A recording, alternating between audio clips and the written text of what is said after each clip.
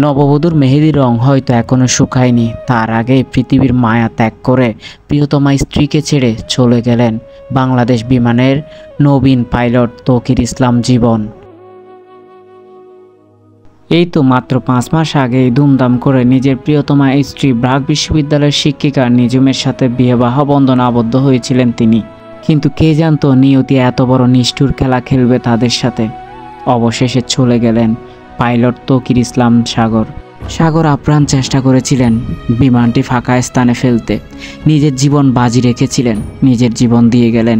সিএমএইসে তাকে লাইফ সাপোর্টে রাখা হয়েছিল, কিন্তু বিকেল 4টার দিকে সমস্ত আশা ভরসাকে শেষ করে দিয়ে চিকিৎসকরা তাকে মৃত ঘোষণা করে।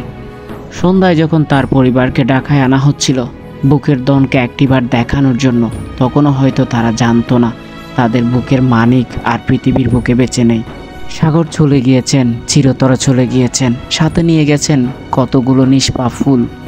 একই সাথে তারা হয়তো জান্নাতে খেলবে, উড়বে, তারা ঘুরবে, তারা গাইবে আমাদের দেশটা স্বপ্নপুরী, কিংবা গাইবে ছুটির ঘন্টার সেই বিখ্যাত শেষ 2 লাইন, একদিন ছুটি হবে, অনেক দূরে যাব, নীল আকাশে সাদা মেঘে খুশিতে হারাবো।